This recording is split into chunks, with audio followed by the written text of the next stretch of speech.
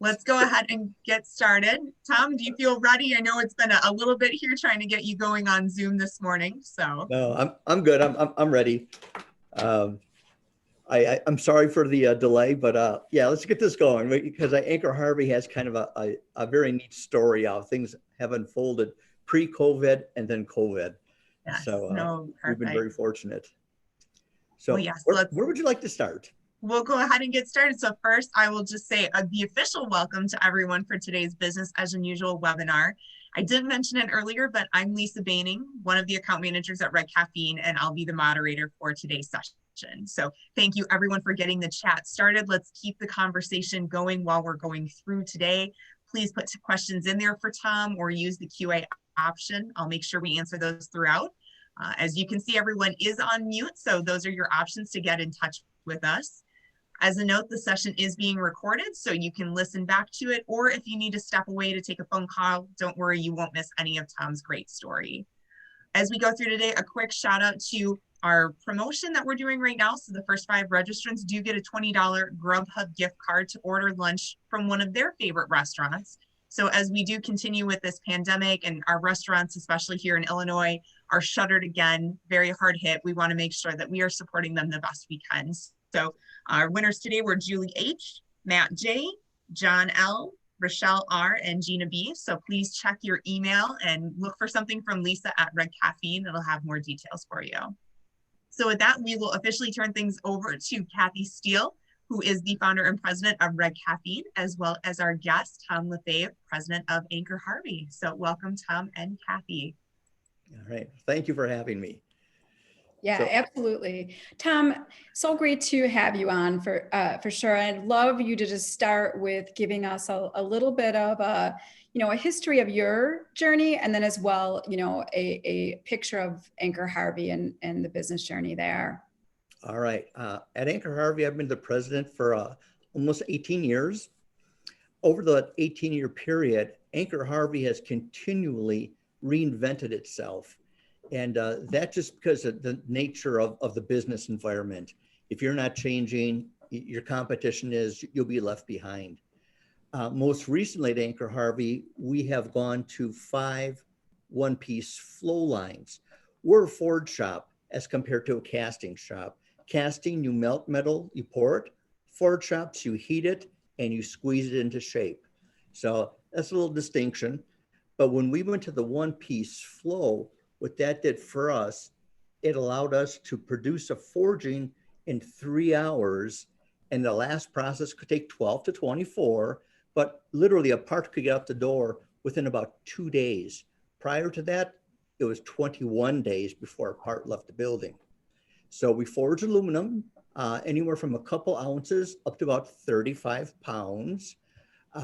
We have a very unique monitoring system on all the key inputs into the forging process. And that's what makes Anchor Harvey unique. So all the inputs are monitored and controlled. So the first forging will be just like the 1 millionth forging. There should be no difference because of all the monitoring that goes on the inputs. So consistency is our claim to fame. So we've been around for about 100 years, and now we're thinking, okay, what's the next evolution? And we're already beginning to work on that coming up this coming year. So we're not sitting idle. We're going to move forward and more different materials, different industries. It's kind of an exciting time. Yeah, and I think you're even being a little bit modest. It's you guys have grown your revenues or sales top line by 300% during your tenure.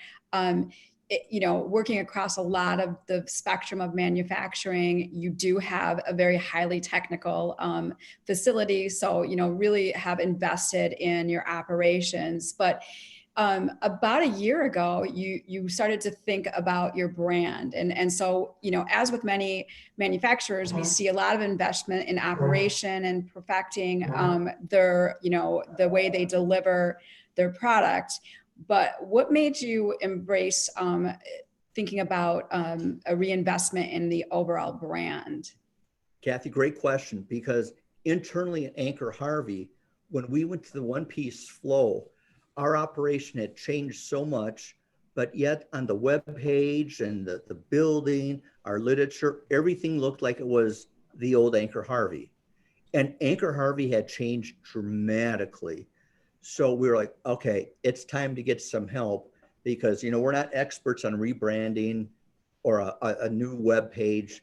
So at that time, we engaged with Red Caffeine in the fourth quarter of last year. And that's when the big changes came because we were completely rebranded, a fresh look.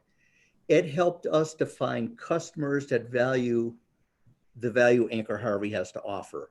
And we had to make it enticing for them. The goal was is that when they walked into Anchor Harvey, they would say, this is the place where I want to have my forgings made. Prior to Red Caffeine, they wouldn't have said that. So it started with the web page, what they saw and what they read, how we contacted prospective customers. It was the total engagement with a different, crisp, clean message that has really made the difference here. Yeah, well, I definitely appreciate the plugs for Red Caffeine, but I think you had the groundwork laid, and I think going back to, what you had done as an organization operationally gave that that kind of footprint of being able to differentiate your organization and be able to clarify your message in the marketplace, and then how it would, pivot to other markets. I also want to talk about your culture a little bit. I didn't attend your brand launch, but I was in the office as they were prepping for it. So talk a little bit about, what you talked about the impact for the customers, but talk about what it started to mean to your internal team. We are pretty much employee driven. Our employees have a lot of say into the design of the products, what's happening on the shop floor. And with that, we have a tight relationship with them because we like to celebrate the victories together. So one of the things at Anchor Harvey is we eat a lot. We always cater in food, we have t-shirts, but when we're successful, we share it with them. We have town hall meetings with them every other week. They know what's going on with the business. It's just a very unique relationship with them. I have an open door policy. Many of them on the shop floor have my cell phone number, which is interesting sometimes, but they can call me whenever they want. So we have that type of culture and relationship with the employees, and we cherish that. Well, I just remember some of the pictures coming back from that brand launch and the pride that I saw on your team's face when they were wearing their new branded swag and they got their business cards. Sometimes in some cases, it was the first business card some of your employees ever had. So, in any type of rebranding, I think it starts first inside your organization, and really in order to take shape in the marketplace, you have to start internally first. So congratulations for that.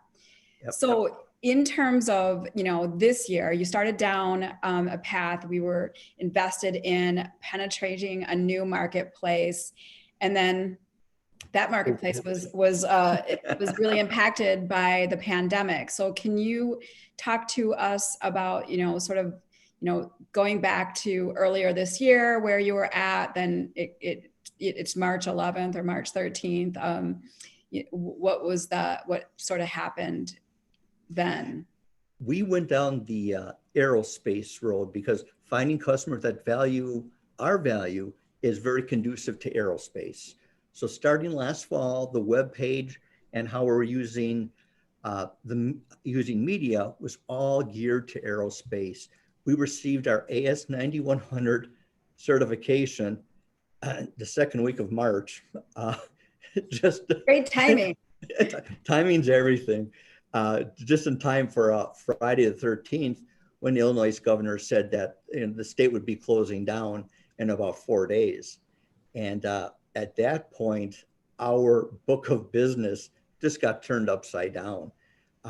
We weren't even sure if we were going to be in business, much less if we were, at what level. And all the certification, all the excitement around it fell flat real quick. So as a management team, it was Friday the 13th when the announcement came out.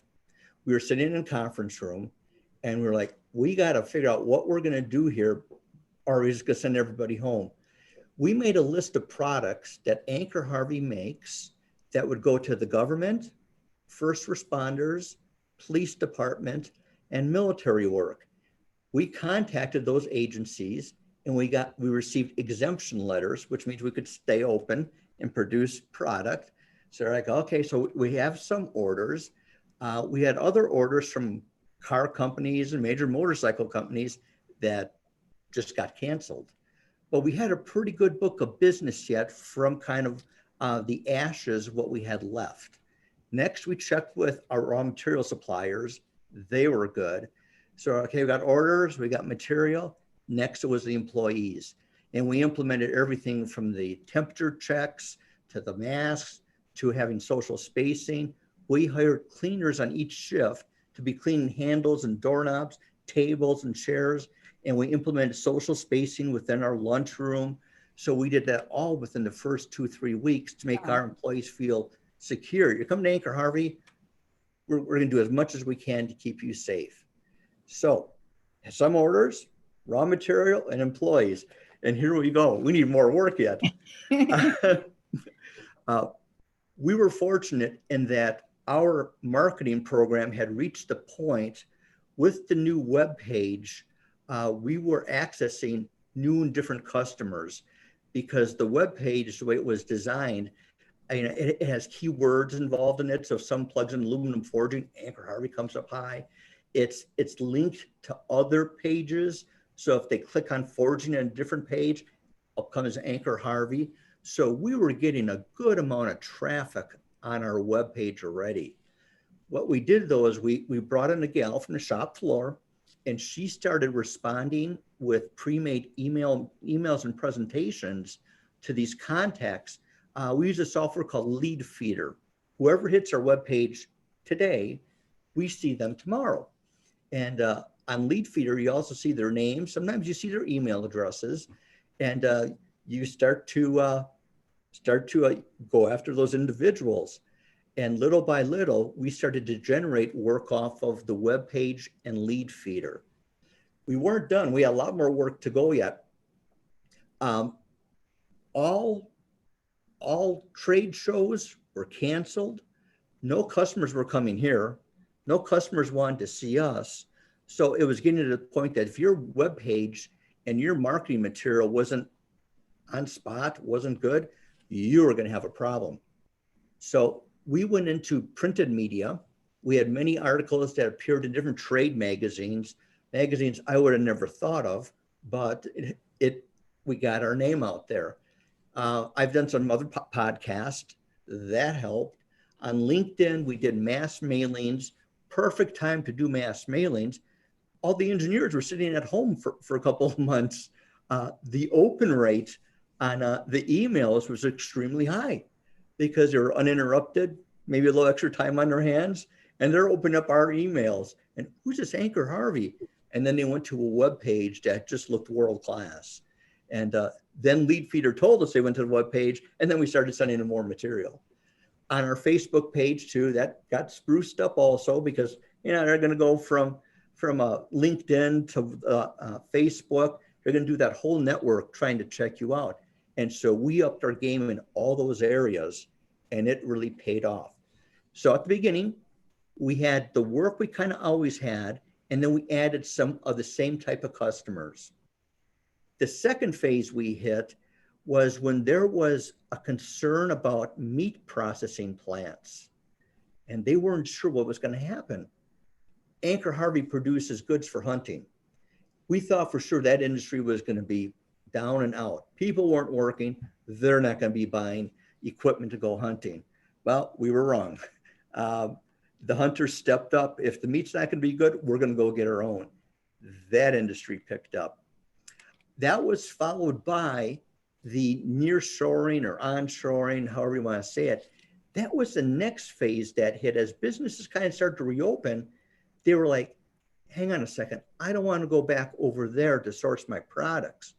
And we had gotten the word out about Anchor Harvey, LinkedIn, Facebook, the web page, the articles, the podcast. We started getting blueprints that had different languages written on them. And you could tell they were from overseas. And we did land some of that business, which was awesome. At this stage of the game now, we're into, I think it's like a final phase where we're beginning to see more of the requests for quotes and blueprints for new work, for new models going forward. But because we were aggressive and we did all those steps, we wound up working 7 days a week and hiring 35 employees. That's so incredible. Congratulations. I think that, the point I want to make sure we clarify is that, you invested heavily in building out a sales and marketing system and, what we call a revenue system. And I think that, it ideally we would have been able to go after the aerospace market as planned, but when you weren't able to, or that was not the most advantageous area, you had other options to reposition focus around and the system in place to react to. So it's interesting. I'm sure that there was some talk about even cutting your marketing, in those early days, as we all were like thinking, like, what are we going to cut? What can we live with and what can we live without? So, was there any consideration to actually doing the opposite of what you ended up doing? Yes, there was. It was the first full week back because the uncertainty was so large. Major motorcycle company was changing their forecast every other day. Our biggest customers were shutting down, and we're like, we got to cut back. And that was the first thought. Let's take this budget and just cut it. The more we talked about it, though, our industry is you plant seeds today and you harvest tomorrow. We will get new work from a new model product. A new motorcycle is coming out in 2 years. We'll design for that. Somebody has a bad supplier. We'll get work for that. They just don't automatically come to us just because they want to try a forging. It's usually a strong need. So you plant your seeds today, and sometimes it's 2-3 years later they pop. But you got to keep on planting, or you never harvest. And that's been something we've done for years. But now more than ever, we're planting a lot more seeds than we ever have. We are all over the place. Yeah, I know. Absolutely. I've been listening to your podcast too, and they've been really fun. I always joke that you could actually work for Red Caffeine now. You're so savvy in terms of marketing and digital investment. So tell us, so this is really netted in some incredible sales results. You're, where I think maybe in the early part of the year, you might have thought that you were facing a down trend. What has talk about the ROI a little bit? We were looking at 41 million in sales in January. First part of April, we were beginning to question, are we going to get into the 30s? Where were we going to wind up? As eventually we're going to have layoffs. We have a 3-shift operation. It'll be a 1-shift operation. We had all those concerns until the orders started to roll in. So what's happening now is we're going to be almost a $52 million business. As I mentioned, we hired 35 new folks out in the shop, and the bottom line is following with the top line. And it's going to be a record year in a year that's just been totally unreal. I don't think we'll ever see another year like this. Gosh, I don't know. I kind of hope not, but I definitely think we've all learned a lot as business leaders this year too, that has made us think more innovatively and made us, really question all of our decisions and double down on some areas. So I think, you take the good with the bad in terms of the lessons we've definitely learned this year. A little bit about that hiring, because, hiring 35 people is not that easy in manufacturing. Talk a little bit about that aspect. And you're right, that game has changed, especially for hourly folks. You don't put the ad in the local newspaper anymore, and then Monday morning they show up. You have to post it on your Facebook, on your webpage. But Anchor Harvey did some different things this time. We put together many yard signs, like the garage sale signs. So it was Anchor Harvey is hiring now, not later, now. And we would go and we'd line the streets of Freeport with these yard signs. A little hokey, but it worked. We had a lot of folks that had been working someplace for many years and the business closed down. But because of our signs, they came in. We got some really good candidates. The next phase of that, we moved away from the yard signs just this past week. And we now have, remember, we're in Freeport, so pricing structures are a little different. We have 8 billboards up in the Stevenson County saying Anchor Harvey is hiring. They look fantastic. And on Monday, there were so many people coming in here, the billboards worked. Yeah, I mean, I think that's impressive. And the fact is that we are, like, in the manufacturing community, it is more challenging to employ people. You're running up against Amazon and Uber and other types of opportunities for hourly workers. So we're not even competing against each other in terms of talent anymore in the manufacturing space. We're actually competing against so many, unknowns that we hadn't had in past years. So I love the innovation around some of the thinking and, really grassroots. It sounds, like the right mix of both digital and traditional thinking has also played a role in the success of this year, because at the end of the day, if you don't have employees, you can't meet that growth objective either. So it's a parallel path in terms of growth lanes with investment in team and investment and sales. Yes, it is. And on the employee front, you have to find them differently. But I think what's happened with everything that's occurred this year is that even the sales game has changed, because we've landed some major accounts and those customers never came inside the doors. And I have a sales manager. He's seen 2 customers the entire year. Wow. So everyone's reluctant to fly. So your messages that you send out right now have to be very good. And that's really what they're going to see first and make decisions off of. I don't know going forward how many sales engineers we're going to have. Is it going to be less of these calling on them, and it's going to be more Zooming and just, sending in the prints, the models, quoting the work? I think the game has changed and might have changed forever because of this.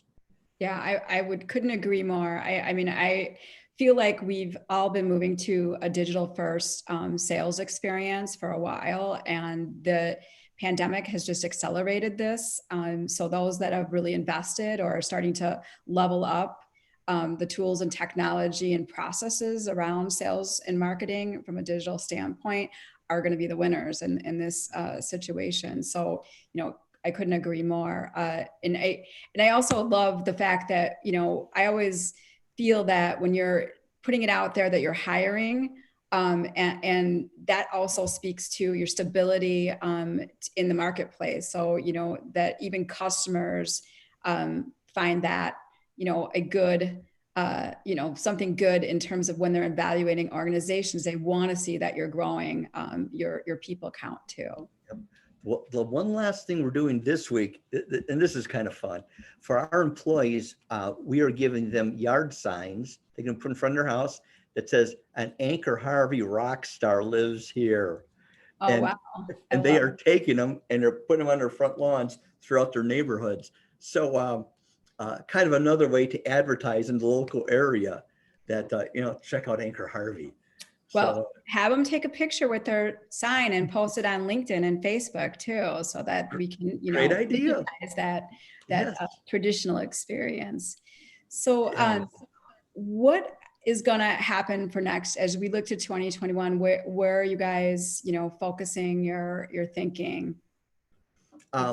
In a couple of areas, we're almost 100 years old, and there are only about 700 companies that are 100 years old in the US. So we would like to, in 2023, hit that mark. It'd be a pride point to do that. So, but we got to keep on changing.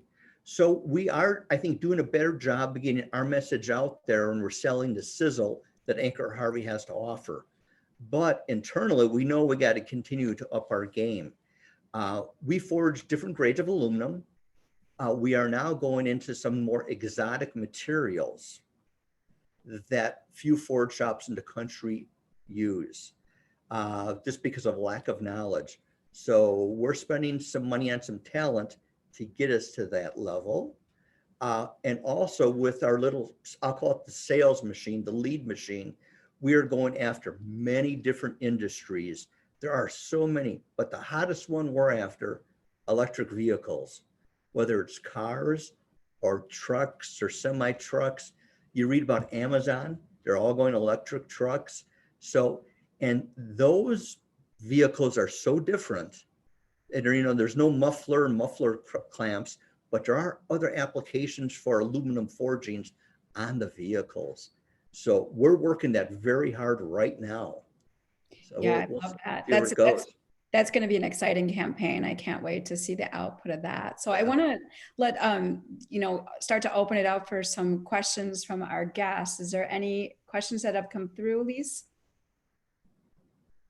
Not at this point yet, but I know Carrie wanted to share. Companies are now figuring out if they have the right talent for their company, and the candidate is also deciding if they're right for that company. So times are definitely changing, as Tom said. So thank you for sharing your hiring ideas and practices, how you're getting the word out. I know, Tom, you and I, when we had the chance to speak a couple weeks ago before the webinar, you had said too, one of the interesting parts that we built kind of is that, supporting your community in a crisis. You mentioned earlier today, Anchor Harvey loves to eat. That's definitely the way to your hearts. You guys also put your heart out there a little bit in what you did to help support your community in Freeport. So could you talk a little bit about what you were doing? Because I think that also played into keeping the morale of your team with those crazy 7-day-a-week schedules. Yes. We do like to eat. And when the restaurants were shutting down, there are 3 family-owned restaurants in Freeport that as a company we use and we use a lot. For all of our big meals that we have in Thanksgiving or Christmas, there's one that serves on all 3 shifts. There's another one that brings in sandwiches. We've got a great pizza place here. And when that closure happened on Facebook, the messages were so sad to see what they were saying. So as a company, we decided that we're going to rotate one of these 3 privately owned companies every other day, and we're going to start feeding people at Anchor Harvey. So this went on for 3 months. It was hard to do with the hourly workforce because out there we would gather them together. Social spacing would be out the window. So what we did instead is we gave them gift certificates to these 3 restaurants so they could order and go pick up food. So that was a way of getting the hourly people involved too. But we did it for 3 months. All 3 restaurants are still here. One of them just catered an event for us too. And that was really satisfying. And as we were coming out, and businesses were opening before they're closing again here, we had a little event. We had a bet out in the production shop about making so many forgings between the plant manager and the production manager, and somebody lost. And the next thing you knew, we had sumo wrestling on the front lawn. And betting was allowed, but no matter who you bet on, that money went into a pot. Anchor Harvey matched it, and we gave $825 to the Freeport Humane Society. And our employees just love that because many of them live here in Freeport. And rumor off the shop floors, there's a dunk tank in the works coming up here, and it's going to be the same type of arrangement. And the employees will tell us where they would like to direct that money from there. So, and it's just engaging them for their help, and they just love that because we're doing well as a company. Let's help out some other people. It comes back tenfold. It always does. So let's do the right thing. It's great. It's fun. Yeah, that's incredible. I think those kinds of stories go a long way when you're looking to hire as well. So what about reshoring for next year? I mean, you saw, I mean, we've all seen things come back, and I could not be happier because I do feel like we, as a society in the US, have limited ourselves to what we make here because we've forced our smaller organizations into these, just unattainable price points in competition with offshore teams. So talk a little bit about reshoring or what you think is going to happen in the next year, couple years there. What happened after about the first 5 or 6 weeks, as we got further into this pandemic, the reshoring that we came across initially were huge volumes, primarily from the automotive industry. And Anchor Harvey will make 3.5 million forgings in a typical year. Here's somebody asking us to make 6 million, and that's just not within our mix. Right. But I think they were so desperate to find domestic suppliers that they were just sending it out all over. So it took some time. We had to filter out. And once we kind of found the right customers in the right niche, maybe 60,000 pieces a year, that's Anchor Harvey's business. Then from there, we started landing some work. And then, of course, we looked for their competitors and we started contacting them.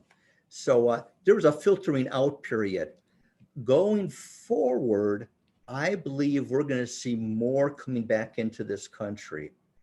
I spoken to some customers, and they're a little bit reluctant to fly, if they can't even fly, to go see a supplier on the other side of one of the big oceans. So if the price is right on total cost or close, there'll be more work here in the United States. Yeah, it seems like that right quantity and mix of complexity it makes more sense to do it in the US.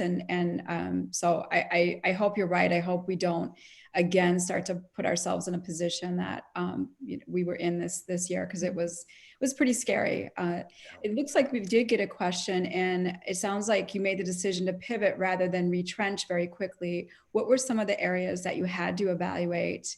And how did you execute that analysis so quickly? Well, some of it came down to some businesses just closed, so that made it very easy. The other businesses that were very erratic in their forecasts, and they were going up and down, and we were picking up in other industries. We just had the conversation. Hey, listen, we're moving on to a different industry.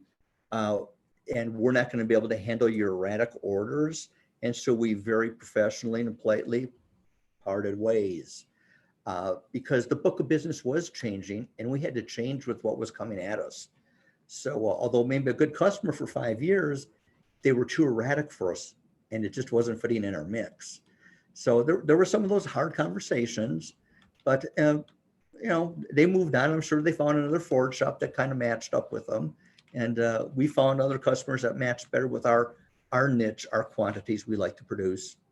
Yeah, I mean, that's always a challenging thing to evaluate, is where you aren't a match any longer for somebody that you've worked with for a long time. I think all businesses struggle with telling a customer that they're not the right fit any longer. It's a really, really hard thing to do. So I applaud you guys for being laser focused on what you are really good at, and then walking away from things that were going to either tax the team too much or just pull you off course into where you needed to head as a business. Right. But Kathy, I got to tell you, internally, what happens. Sales guys love sales. They love all the sales, and they have the hardest time of saying goodbye. But over the years, our sales manager has learned lessons that sometimes it is the right thing to part ways. But they want it all. No, it's hard for any business to turn away sales. I mean, I think we talk about it too, but you're right. It is when you're like looking at everything and everything's a shiny object, then nothing's going to actually get done, or nothing's going to actually work if you're not a little more pinpointed on your targets. So yep. Fantastic. Yep. So Tom, speaking of your sales team and wanting all the sales, I'm sure for those that are listening live today and will be listening afterwards, that the term lead feeder may be new to them. So I'm curious, I know this was a recommendation we had, of course, as you said, people, you can see who is basically landing on your website to know for who you should talk to. What did your sales team think of this? Because you're taking an analog group, you said, that's really driving, and now you're adding in this new digital component. So what was the initial reaction, and how have things changed since then? Well, the initial reaction was, here we're going to go through a change phase with this. But when they start seeing these names popping up, they really start getting excited. Now we know who's looking at us. But the next problem that they realize is, by the end of the week, you could have 20, 25 different names. So how do you keep track of these names? What do you do with these names? Do you just make a file and put it on your computer? You have to use them in some way.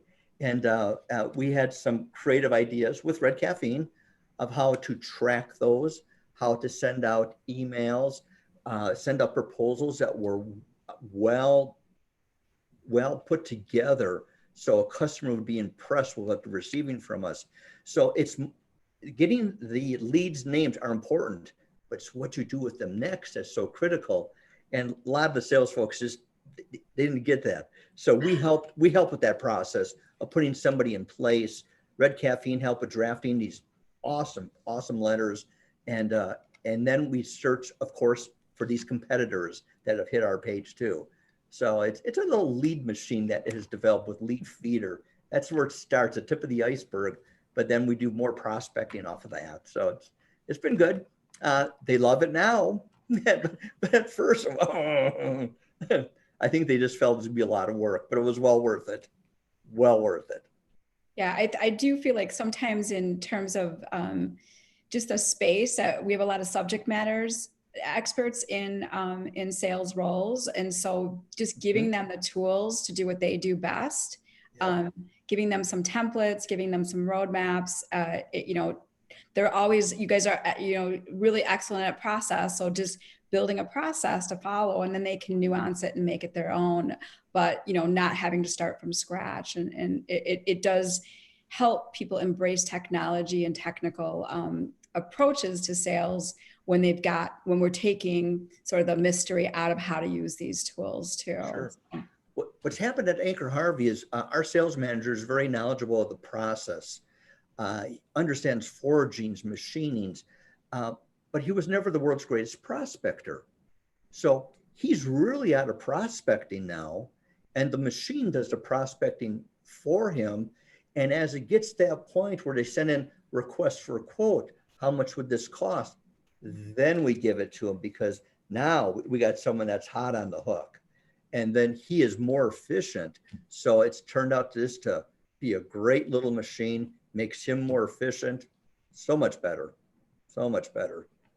Yeah. Well, I mean, too, and putting his strengths in the right area, and nobody likes to do what they don't like to do. So it's a lot happier from an employee standpoint too, taking out of some of that busy work that none of us like. Exactly. Yep. So it really fit well here. It came together very well. And there's more to come yet too, as we go down this road. So in one way, we're kind of just beginning, and it's working well. I think that, that's what we've seen with other clients too, is once you start to automate things within your sales funnel, there's more opportunity to automate. So, we've done some interesting things after sale in terms of customer satisfaction, and being able to, build on those types of internal metrics, quality control and understanding how we're doing and performing and what people value. There's so much you learn even after the sale. I think those are also, ripe opportunities for automation and technology to aid a smaller sales team, or just give you more real-time data about how the company's doing, every day. I couldn't agree more. We had a major electric vehicle company that he told us one of the reasons he really liked Anchor Harvey, we were very responsive. He would call or email, and within minutes we were back at him. And he was like, oh my gosh, my other people that he was quoting with, he was wondering if they ever get a call back. But that type of information is just, you had to have it. I think response times especially in manufacturer, but I think the expectation is fast response anyways. We're all used to this immediate gratification. And so that, experience from a consumer behavior standpoint has really weaved itself into the B2B space. And so, 24/7 or, things that oh, we're closed for the weekend, that's just not good enough any longer. And so how do we stay, communicating 365, 24 hours a day, 7 days a week. There's ways to do it that give people the sense that you're being responsive, and even when you may not be online or at the office. Yep. We talk about that all the time, that there really isn't a vacation anymore. If you have your phone with you, you're not going to respond to that customer.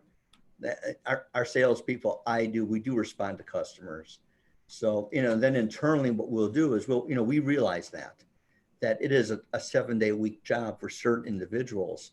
So, we count vacation days kind of, sort of, but kind of, sort of not, because a sales manager is working 52 weeks out of the year. He's on vacation now. He's down in Florida. Yeah, I've seen his emails, and I know he's returned phone calls. So, you as being a manager of that type of environment, there's got to be a little bit of leeway and give and take too. So you're right. It's changed. The response time has to be quick to these people. They're looking for it. Yeah. I mean, I think even in terms of e-commerce and things where we've had conversations and clients have been like, so we're never going to add e-commerce. And now it's like, well, maybe we, sell this one aftermarket part in an e-commerce way. And so, or even giving that e-commerce like experience that you're quoting their project rapidly. Some of those behaviors and expectations from the consumer marketplace. I think Amazon's changed our world. So we all expect to be able to order like we order on Amazon. So, it's where all the B2B play is headed. And I think you don't have to go all in, but you do have to start to level up that type of customer experience. Yes, you do. It's Amazon, it's the ATM, it's automatic cash, it's at your fingertips, and that's what folks are looking for. Yeah, and I think reviews are coming next. We talked about this with a couple of people in the last few weeks. Is that now that people can check your star rating as a restaurant, this is going to be what's going to come into play for the B2B marketplace as well. And how can you start now building that 401k of customer feedback that other people, prospects, are able to see, on your website or in something that you're reporting on a frequent basis. So I think those are also tools that we're going to see in 2021 and beyond used in marketing. I agree with you, because we're being asked that question. Can we talk to some of your customers?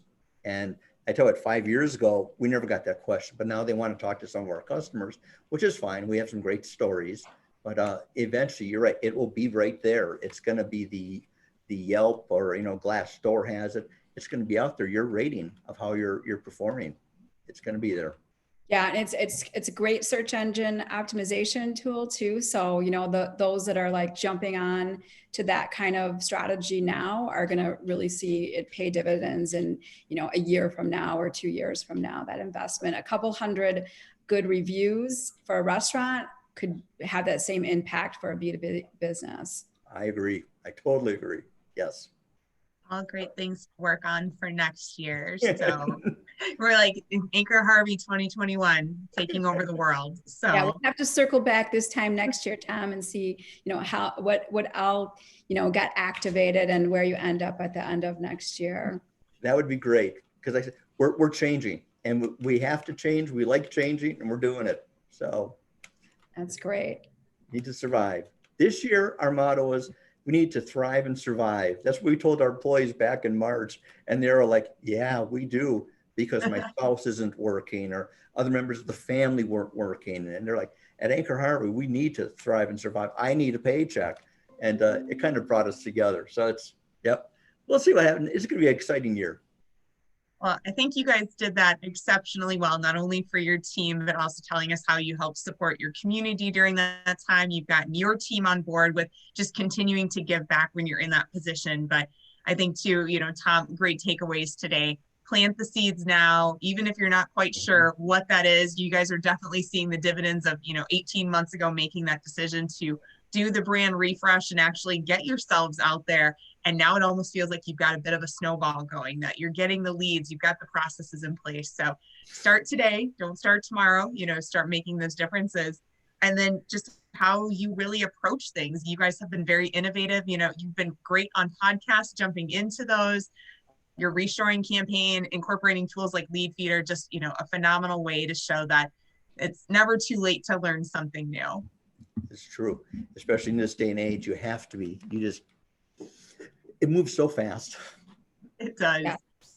Well, if for those of you that are attending live or you're listening later, if you do have a question for Tom that you think of, we do have his email up on the screen. As you can tell, Tom is an open book and more than happy to chat. So feel free to reach out to him. Use the subject line unusual so he knows you're coming from the webinar. Love the comments that are coming in our chat. Thank you to Tom for all of your time today, both in preparing for this and also working through those Zoom issues. You got to love the technical issues. So we made it. We got it. So wonderful.